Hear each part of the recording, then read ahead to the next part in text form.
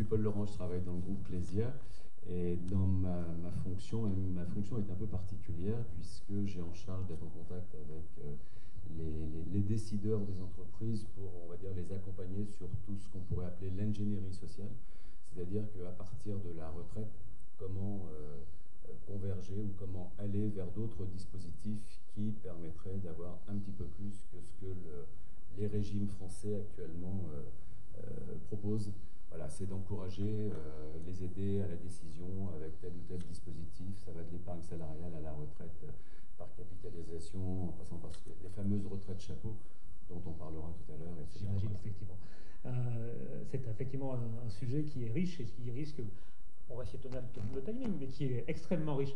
Maître, j'allais dire, cabinet Barthélemy, une institution sur Clermont, ben on fait en quelques mots, voilà, histoire d'avoir un portrait rapide. J'ai créé le cabinet qui porte mon nom le 1er avril 1965 à Clermont-Ferrand.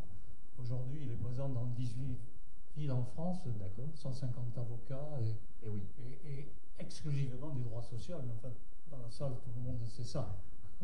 Exactement. Ancien professeur associé à la faculté de droit de Montpellier aussi, où j'ai enseigné le droit de la retraite et de la protection sociale plus largement. Est-ce que Jean-Paul Delevoye va vous écouter? C'est la grande question de nos échanges. Alors justement, on va parler retraite parce que effectivement c'est un sujet d'actualité, qu'on est au cours au pied d'une grande réforme qui s'annonce, sur lequel on commence à voir par petits bouts, Paul Laurent, quelques éclairages. Mais j'allais dire, vous, par définition, nous ne sommes que des candides, j'allais dire, qui lisons la presse au quotidien. Nous apprenons que il y a un débat, que le haut commissaire aux retraites relance des cycles de concertation. Donc ça bouge un peu en permanence. Est-ce que vous, en tant qu'expert, pouvez nous éclairer un petit peu, j'allais dire, sur l'état des lieux, sur l'état de l'art, par rapport à la réforme qui est en cours, et puis j'allais dire sur les grandes données, qu'est-ce qui peut changer radicalement pour chacun d'entre nous dans le cadre de cette réforme? Alors ce qu'on peut dire sur la réforme actuellement, j'ai pas le numéro de portable d'Emmanuel Macron ni celui de Jean-Paul Delevoye.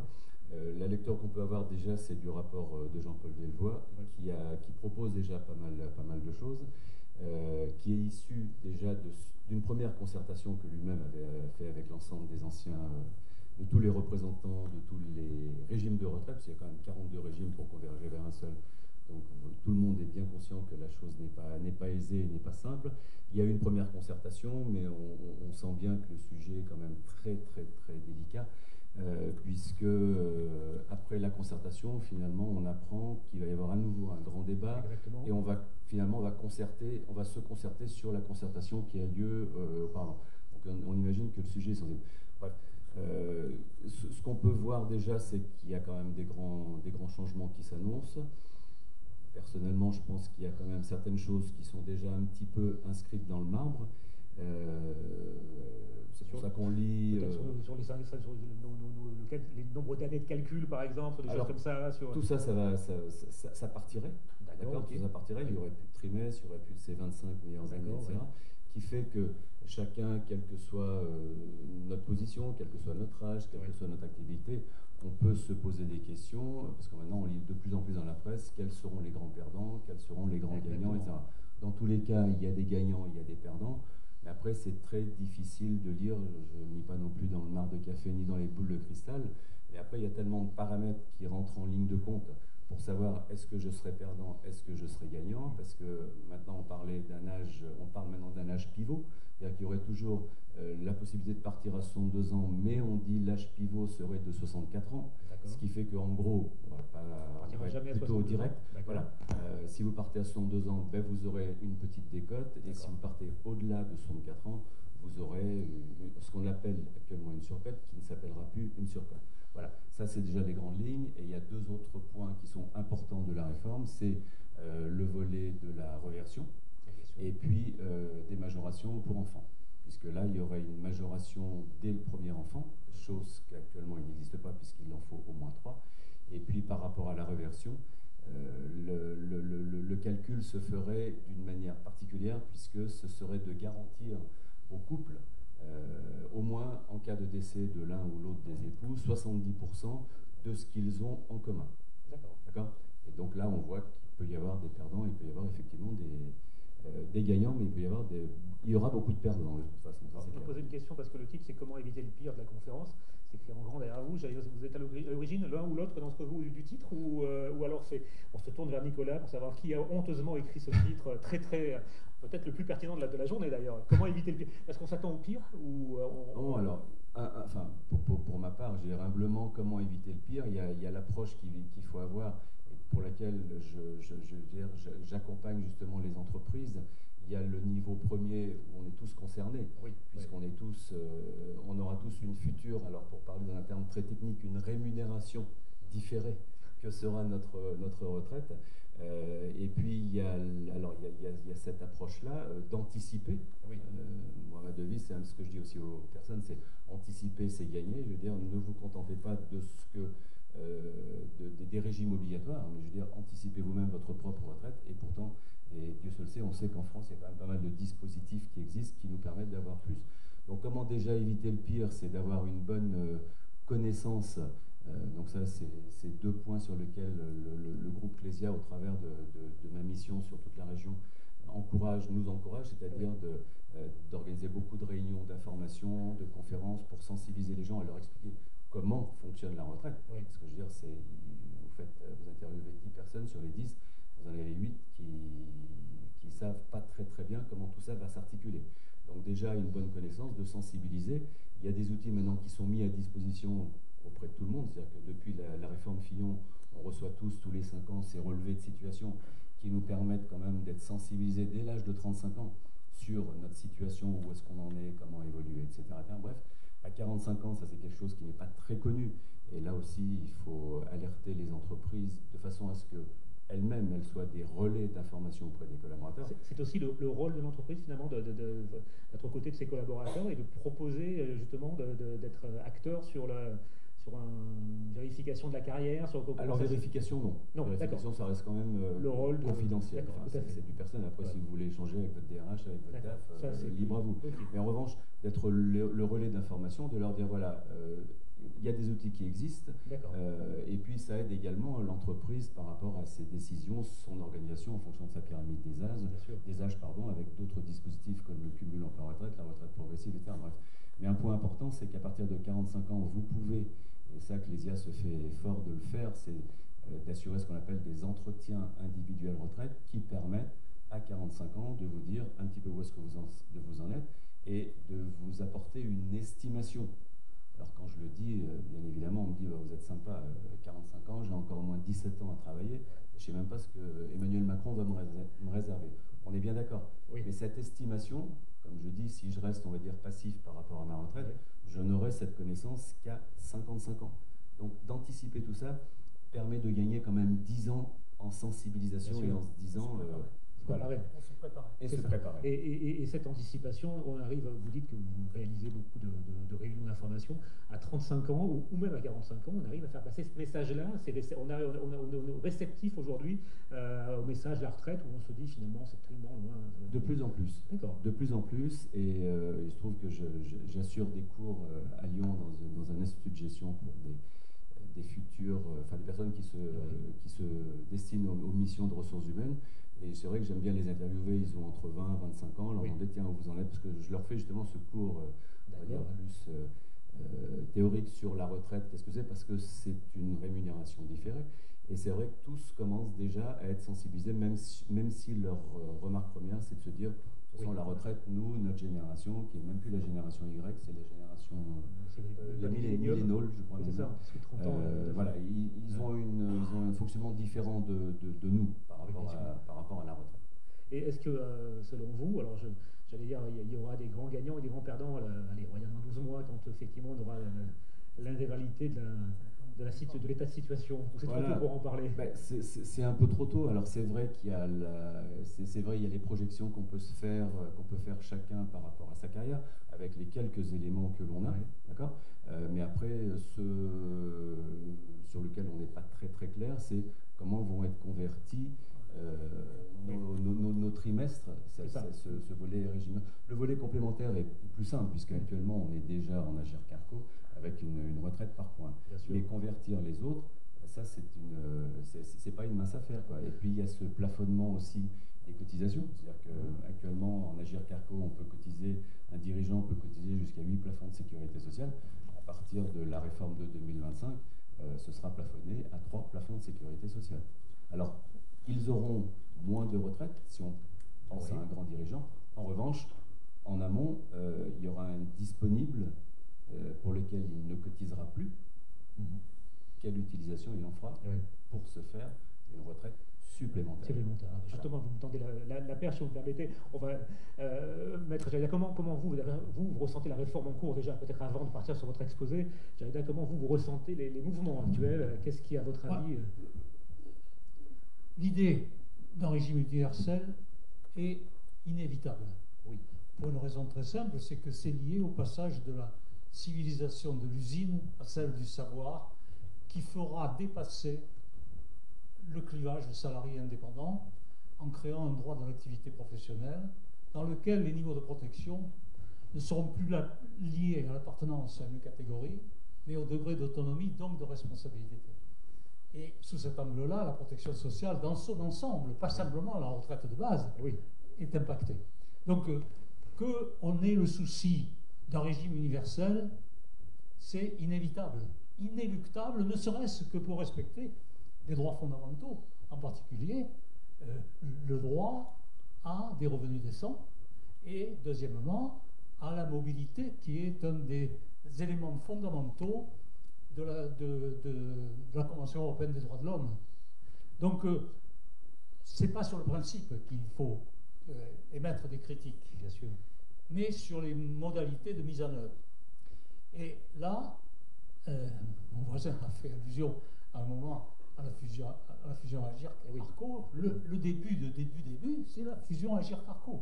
Il se trouve qu'étant conseil d'Agirc-Arco depuis très longtemps, j'ai trempé dans cette réforme fondamentale. Pour 2 raisons, il y a eu la fusion. La première, c'est parce que la notion de cadre n'est plus la même aujourd'hui que ce qu'elle était il y a 40 ans. Et la deuxième raison, c'est que le passage au cours d'une carrière professionnelle d'un statut à un autre est la règle habituelle. Ça n'est plus l'exception. Quand je vois mes confrères faire grève, je parle des avocats, pour défendre un régime autonome, je dis on est complètement tombé sur la tête, on ne connaît rien à la réalité du système. Pourquoi? Parce que la seule raison pour laquelle le régime des avocats aujourd'hui est bénéficiaire, mais ça entre guillemets, c'est qu'il y a 5 cotisants pour un retraité. Oui, le jour où il y aura 1,5, ce qui sera le cas dans 20 ans, on verra comment réagira la profession. Donc ça n'a pas de sens. Donc la fusion Agirc-Arco était doublement les prémices de ce qu'on est en train de faire. D'abord la disparition inévitable du concept de cadre. Et oui, bien sûr. La notion de cadre, elle n'existe pas dans la plupart des pays d'Europe. C'est le degré d'autonomie qui justifie les statuts. En Allemagne, on appelle ça les Leitende Angestellte, et on voit très bien que ce sont des gens qui, parce qu'ils ont le niveau de rémunération et de compétences et d'autonomie élevé, le contrat individuel peut plus facilement faire la loi des partis que pour l'ouvrier. C'est ça le premier problème. Mais les 2 critiques majeures qu'on peut faire au régime universel imaginé par M. Delevoye, que j'ai bien connu au Conseil économique et social, dont j'ai été membre. Je suis d'ailleurs l'auteur de la loi Madelin. Ah oui, d'accord, effectivement. À ce titre, qui a étendu aux non-salariés ce qui existait déjà pour les salariés en termes de neutralité fiscale sous plafond des cotisations. Et la première chose, c'est de fixer l'assiette de ce régime de base à 3 fois le plafond de la sécurité sociale. Oui. Je ne dis pas qu'il ne fallait pas le faire, mais on l'a fait un peu à la Santi, sans vraiment avoir travaillé la question. Or, ça veut dire concrètement la mort de l'Arco et de la GIRC, qu'il faudra absorber. Alors, je sais très bien que Delevoye pense que les bénéfices, entre guillemets, les réserves de la GIRC et l'Arco, on va facilement se les approprier. Je crois qu'il se trompe lourdement parce que ces réserves, elles appartiennent à la collectivité des adhérents et des participants. Oui. Et on est là sur des problèmes de droits fondamentaux. La loi n'est pas seule compétente. Il faudra aussi interroger ce que dit la Charte des droits fondamentaux de l'Union européenne et la Convention européenne des droits de l'homme. Donc c'est un problème qui risque de se traduire par des contentieux nombreux. La deuxième critique fondamentale, elle est liée au fait qu'on adopte en apparence le système qui existait déjà avec la GIRC-LARCO, pas que là d'ailleurs, hein, les systèmes en points, il y en a d'autres. Mais il y a une différence majeure, c'est que la valeur du point, elle était fixée par les partenaires sociaux. Et désormais, elle sera fixée par le législateur. Donc vous voyez très bien que lorsque il faudra rééquilibrer le régime, la valeur du point sera l'outil au service du gouvernement. Et ça, c'est inacceptable parce que là, on touche à des aspects fondamentaux de la différence entre la protection sociale et l'impôt. D'accord. Voilà. Troisième élément qui est évoqué à l'instant, je n'y reviens pas de ce qu'il a évoqué, c'est les problèmes de majoration pour enfants. La GIRC-LARCO, j'en parle de connaissance de cause parce qu'il m'est arrivé souvent de plaider chaque fois qu'on a réduit les majorations pour enfants ou le nombre de points accordés pour les enfants, et chaque fois on s'est retrouvé au tribunal. Et chaque fois, on avait en face de nous des gens qui disaient oui, mais il y avait d'autres solutions que celle-là pour équilibrer. Stop, c'est pas votre problème, c'est celui des partenaires sociaux qui sont maîtres seuls du destin et du choix des solutions. Ça ne sera plus le cas. Voilà. Donc, oui, pour la réforme, le principe du régime universel, sur les modalités de mise en œuvre, c'est un problème extrêmement difficile. Mais je pense que pour le supplément, on trouvera des moyens nouveaux pour apporter des solutions cohérentes. Jusqu'à présent, quand on met en place dans une entreprise, quelle que soit la taille, un régime de retraite supplémentaire, on complète donc pas le régime légal, on complète le couple régime légal plus Agir plus ARCO. C'est pas tout à fait la même chose. Bon. Et le régime supplémentaire, jusqu'à présent, dans les entreprises modestes, on le réservait aux cadres dirigeants, voire exceptionnellement aux cadres, mais sûrement pas à l'ensemble du personnel. Et donc, la problématique sera désormais différente, d'autant que, au-delà de ce régime universel, les branches elles-mêmes vont essayer de trouver des solutions dans l'idée de protection sociale et non plus dans l'idée d'assurance. En 1945-46, quand Pierre Laroque, le père de la Sécu, a inventé ce qui nous lie aujourd'hui, qui fait notre pain quotidien en matière sociale, on a remplacé le régime des assurances sociales de 1935 par le régime de sécurité sociale. Entre les deux, il y a quoi? Il y a les assurances plus la solidarité. Et là, le danger, mais on y reviendra peut-être tout à l'heure, c'est que pour ce qui excède le régime universel, la solidarité passera avec l'eau du bain. Parce que le monde de l'assurance va vendre des produits.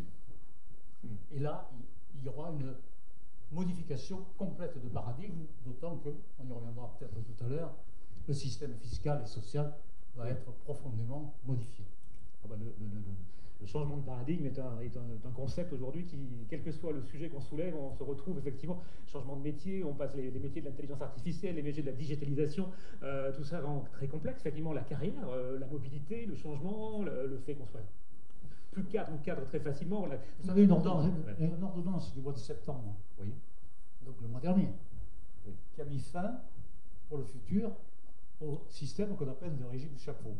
Les régimes chapeau, c'est des systèmes dans lesquels le montant de la retraite n'est plus calculé en fonction des cotisations versées pendant la carrière ou en fonction de l'activité de la carrière, mais en fonction du dernier revenu d'activité et de l'ancienneté. Ces régimes chapeaux ont été mis en place dans le secteur privé par comparaison avec ce qui existait dans la fonction publique. Bon. Et on y met un terme, pourquoi? Mais définitif. Hein? Définitif, d'accord. Parce que une directive européenne de 2014 les a prohibés au nom de la libre circulation des travailleurs. D'accord, oui. C'est exactement le problème que vous venez d'évoquer. Et au nom de la libre circulation des travailleurs, il est impensable qu'on subordonne l'accès à une retraite à la présence dans les effectifs le jour du départ en retraite. Et donc, on voit bien que ce système mourant, il faudra bien le remplacer par autre chose. Et cette autre chose, ça ne peut être que des systèmes dans lesquels, par la capitalisation, on acquiert un capital progressivement jusqu'à l'âge de la retraite qu'on transforme en rente. Autre difficulté majeure de cette évolution-là, au-delà du régime légal universel, c'est la sortie. Quand on oppose épargne et retraite, on oppose système de financement de la vie personnelle avec protection sociale. Ce qui signifie que la sortie en rente est la conséquence, sinon l'identité même, de la protection sociale. Or, on s'aperçoit, au travers de la loi Pacte qui a été votée il y a quelques mois, que désormais, on pourra utiliser indifféremment la sortie en rente ou la sortie en capital. Ce qui existe dans certains contrats d'assurance, mais avec des conséquences fiscales et sociales qui ne sont pas les mêmes, parce qu'on est hors de la sécurité sociale. Et là, il va y avoir des bouleversements considérables dans les pratiques. Ah oui, bien sûr. Et est-ce que ça signifie que la retraite devient une affaire d'experts? Aujourd'hui, quelque part, la retraite, vous l'évoquiez, hein, c'était une cotisation, une rémunération différée, c'est ça le terme? Je ne connaissais pas, je trouve que ça change complètement la vision même d'une retraite. Quelque part, c'était l'entreprise qui se chargeait de cotiser pour vous, voilà, avec quelques contrats complémentaires. Et aujourd'hui, il va falloir s'engager très tôt et avoir une vraie réflexion stratégique, quelque part, sur sa retraite. Dans les PME, mais aussi dans les entreprises à effectifs plus importants, sauf peut-être les très grandes entreprises multinationales, l'appréhension qu'on a de la protection sociale complémentaire, retraite, prévoyance, et pas que, financement de la formation aussi. D'où la logique des fonds d'assurance formation qui est la même. C'est la mutualisation. On considère ça comme des charges qui ont un effet négatif sur les résultats. Donc moins on en fait, mieux ça vaut. Et si on en fait pour soi-même, pour le dirigeant, on donne une apparence de collectif pour pouvoir bénéficier des avantages fiscaux et sociaux à une catégorie dite objectivement définie, mais qui pourrait être contestée au nom de l'abus de droit dans un certain nombre de cas. Mais le fond du débat, il est que cette approche-là doit être proscrite. Plus fondamentalement, les patrons de PME considèrent le droit du travail comme une somme de contraintes, alors qu'on peut parfaitement en faire un instrument d'efficacité économique tout en assurant la fonction protectrice du travailleur. Mais pour y parvenir, il faut marier le droit du travail et les garanties sociales, la protection sociale, et surtout, il faut avoir des objectifs un peu plus ambitieux que ceux que l'on a généralement. Je donne simplement deux exemples, si vous voulez, un qui concerne les indemnités journalières qui sont versées en cas d'arrêt de travail en complément de celles de la Sécu. Rien n'interdit, dans un accord d'entreprise, de juxter ça avec la rupture du contrat en raison de l'absence prolongée. C'est-à-dire que on affine le volume des effectifs en fonction du risque. Mais à ce moment-là, il faut avoir le souci d'améliorer le risque, donc de mettre en place une procédure de prévention, une politique de prévention. Donc, il faut introduire de la solidarité. Exactement. Le deuxième élément, c'est la retraite. Vous évoquiez l'un et l'autre le fait que les gens... Est-ce que vous souhaitez un petit verre d'eau peut-être? Non, est-ce que vous souhaitez un petit verre d'eau peut-être? Je vois que vous avez un... non, Nicolas, non, c'est bon? Non, c'est bon. C'est bon, tout va bien. Voilà. J'ai un petit truc. Là. Oui, voilà. Je vous laisser reprendre votre respiration. L'augmenter, les montants des retraites, les montants des pensions qui sont alloués à un salarié qui part en retraite. Si on le couple avec une stratégie d'emploi, y compris de remplacement des jeunes par le départ des anciens, on peut parfaitement optimiser l'efficacité économique de l'entreprise en appuyant sur la mobilité, en appuyant sur la libre circulation des travailleurs, etc., etc. Et ça, c'est facteur d'efficacité économique et aussi d'amélioration du climat social qui est un ratio économique. D'où la remarque que je vais faire qui est importante, ce n'est pas le contrat d'assurance qui crée le droit, c'est les rapports entre l'employeur et la collectivité de travail, c'est-à-dire l'accord collectif. Accessoirement le référendum, très accessoirement la décision unilatérale de l'employeur.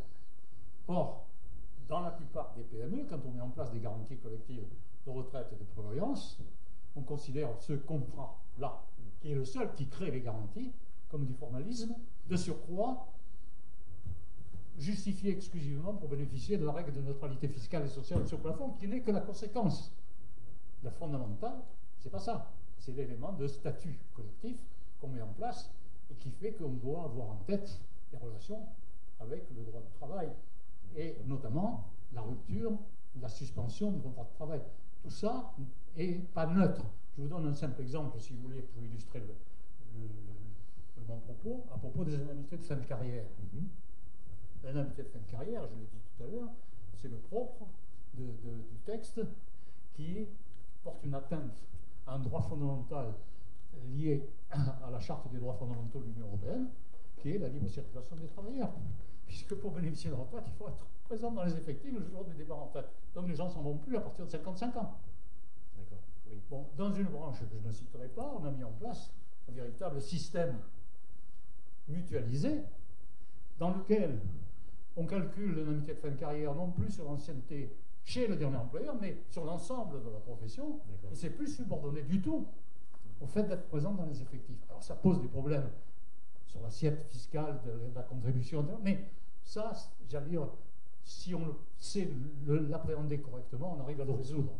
Donc vous voyez bien que, suivant la manière dont on appréhende la protection sociale complémentaire, on en fait un outil de management. Et pourquoi? Parce que l'objet des conventions collectives, c'est les conditions de travail, de rémunération, d'emploi et les garanties sociales. Si on a pris soin, dans le Code du travail, depuis 1946, de distinguer les conditions de travail et les garanties sociales, ce n'est pas par hasard. C'est que les garanties sociales, contrairement aux conditions de travail, où c'est l'employeur qui verse directement la prestation, les garanties sociales sont prélevées sur un pot commun dans le cadre d'un droit de tirage social. Les deux mots sont l'expression pot commun du professeur Jean-Jacques Dupérou, la sommité en matière de sécurité sociale en France, et le deuxième d'Alain Supiot, qui vient de sortir un ouvrage pour le Collège de France sur travailler au XXIe siècle. Un autre très grand universitaire. Voilà, c'est ça le fond du débat. Et si je crée un pot commun sur lequel chaque personne a un droit de tirage, je réduis la responsabilité de l'employeur par rapport à son risque social, puisqu'il y a une contribution qui est versée, qui est mutualisée, et puis on s'éloigne du risque. Voilà. Et tout ça, on n'en a pas forcément conscience, que l'assurance, en l'occurrence, par le provisionnement des engagements, peut contribuer largement à produire un tel effet. Alors, si vous permettez, je voudrais vous donner la parole, Monsieur Laurent, parce que je vous voyais hocher, parfois peut-être réagir aux propos tenus par Maître Barthélémy. J'allais dire, voilà, vous acquiescez ou vous étiez en désaccord ou vous étiez, au contraire, vous buviez du petit lait par rapport au discours qui était présenté. Humblement, par rapport au thème qui avait été proposé par Nicolas, comment éviter le pire, à mon niveau, à notre niveau, c'est plus une question pratique, mais c'est vrai qu'il y a l'approche législative de ce qu'on n'explique pas, forcément. Après, on agite toujours le chiffon rouge en se disant 42 régimes, il n'y en aura plus qu'un, et puis enfin, les fonctionnaires, les régimes spéciaux vont tous travailler de la même façon. Bref, alors au début, on a vu que dans la campagne électorale d'Emmanuel Macron, c'est vrai que c'était un discours qui a beaucoup porté. Et puis de plus en plus, on voit qu'il y a des restrictions, parce que gagnant-perdant, de quel côté je vais me situer. Et puis ce qu'il faut également expliquer au public, c'est ce que M. Barthélémy explique également, c'est qu'il n'y a pas combien de temps je vais travailler, mais il y a la dimension financière, la manne financière, avec les régimes spéciaux, avec la GIRC-ARCO, avec la Caisse des avocats, bref, il y a plus de 100 milliards d'euros qui vont être apportés dans la corbeille de la mariée. Qui va en profiter? Et puis, comme vous l'avez évoqué, c'est la gouvernance. Et ça, c'est un point que lorsque l'on parle de la retraite, c'est pas le fond du problème. c'est pas le fond du problème. Pourtant, vous considérez effectivement cette gouvernance-là, il va falloir demander, se poser la question sur qui prend les décisions finalement. Simplement par rapport au point, Agir Carco, il est décidé actuellement. C'est vrai que c'est pas tous les 4 matins, hein, c'est pas tous les ans, mais voilà, c'est un rythme plus régulier. Que là, si le gouvernement dit je bloque l'augmentation du point, qu'est-ce qui se passe? Qu'est-ce qui se passe exactement? Exactement. Pardon, oui. Et puis qu'est-ce qu'on fait de ce qui excède les 3 plafonds SS? Quand même, l'Agir ne vit que parce que les cotisations sont dues jusqu'à 8 fois le plafond SS. D'ailleurs, c'est pour cette raison qu'en 1947, on a créé l'Agir, puisque le régime légal de sécurité sociale était limité au plafond SS. Or, ce supplément-là, il va où? Et qu'est-ce qu'on en fait? Donc là, les partenaires sociaux vont commencer à y travailler sérieusement. Ils ne l'ont pas encore fait, hélas. Je me permets de souligner que Clésia sont mes clients. Oui, donc effectivement. Mais la remarque que suscite son propos, c'est que dans le marché de l'assurance collective des personnes, si vous voulez, pour faire court, il y a 3 acteurs. Oui. Il y a les compagnies d'assurance, les mutuelles et les institutions de prévoyance. Clésia est une institution de prévoyance. Tout à fait. La caractéristique essentielle aujourd'hui d'une institution de prévoyance par rapport aux autres, c'est le double paritarisme. C'est-à-dire le conseil d'administration, l'institution naît d'un accord et elle est gérée paritairement. Les mutuelles sont gérées par les participants, seuls. Et les compagnies d'assurance sont tiers, puisqu'ils sont prestataires de services. Au lendemain de la guerre, quand on a créé les institutions de prévoyance, l'article 18 de l'ordonnance de 1945, sur la sécurité sociale, c'est ça qu'on a voulu faire. C'est créer une sécurité sociale de nature conventionnelle qui complète la sécurité sociale légale. Est intervenue ensuite la loi Evin du 31 décembre 1989. Claude Evin, ensuite, il est rentré dans mon cabinet. Et surtout la loi Veil de 1994, qui a transposé les directives vie et non-vie relatives à la libre prestation de services en matière d'assurance, et qui a mis fin à l'identité de l'institution de prévoyance. Aujourd'hui, Clésia fait beaucoup de publicité en ce moment à la télévision, on les voit. C'était impensable il y a 30 ans qu'une institution de prévoyance fasse de la publicité. Pourquoi? Parce qu'elle est l'autogestion paritaire. Bien sûr. Donc on a perdu cette identité-là à cause du marché créé par la Convention européenne des droits de l'homme et surtout la Charte des droits fondamentaux de l'Union européenne. Mais dans cette perspective-là, il y a une difficulté majeure qui apparaît derrière, c'est où on crée les garanties. Bien sûr, au niveau de la branche, au niveau de l'entreprise. Le régime Agir que le régime Arco ont été gérés par des institutions de prévoyance.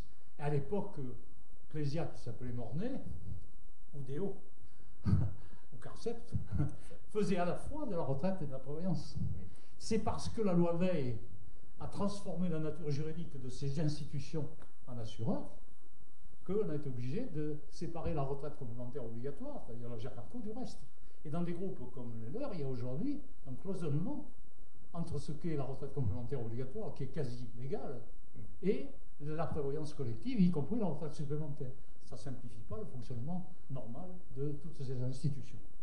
Alors, je regarde un petit peu effectivement l'horaire parce que nous avons des timings assez courts. Je ne sais pas si on devait conclure, c'est pas le mot, parce qu'on va échanger un peu avec la scène, mais si on devait, est-ce qu'il y a des motifs quand même de se réjouir dans ce qui est dans les tuyaux? Parce qu'à vous écouter, on est plutôt un peu inquiet quand même par rapport au sens du débat ou par rapport à la notion de mise en perspective d'éléments qui nous échapperont peut-être à court terme, mais si j'ai bien compris, qui viendront nous impacter assez fortement dans les années à venir. Est-ce qu'il y a quand même des sujets qui vont dans le bon sens? Et puis j'allais dire, s'il y avait un point sur lequel, alors vous aviez parlé d'anticiper tout à l'heure, pour vous c'est l'élément fondamental pour anticiper. Voilà, moi je pense qu'il faut que tout le monde soit sensibilisé. C'est vrai que encore une fois, par rapport au travers de mon petit prisme de mon activité, je pense qu'il faut vraiment sensibiliser les salariés qui n'ont pas beaucoup de connaissances et qui ne s'y intéressent pas malheureusement. Je crois qu'il faut qu'on soit tous acteurs de notre propre devenir déjà sur ce point de la retraite, s'intéresser, essayer de comprendre également cette future réforme. l'anticipation me semble vraiment... il y a un maître mot dans tout ça, c'est le temps. Oui, d'accord. Parce que le temps, c'est de l'argent, le temps passe, le temps, voilà, on peut en trouver... on peut trouver beaucoup de formules comme ça. Ne pas devenir complètement schizophrène par rapport à cette future réforme. Après, est-ce que c'est le cours de l'histoire? Peut-être, c'est écrit. Après, vous parliez de livre blanc tout à l'heure. Il faut se souvenir qu'en 1988, il y a quand même eu le livre blanc de Michel Rocard. Alors, si on peut avoir une approche politique sans faire de politique, ce que je dis souvent, aussi bien Michel Rocard que, déjà en 1979, Raymond Barre, dans un livre qui s'appelait pour une France économique, ou je ne sais pas, bref, évoquait déjà ces problématiques de retraite vers lesquelles on convergeait. Malheureusement, ça a plus servi à caler les armoires normandes des présidents de la République plutôt que d'être efficace.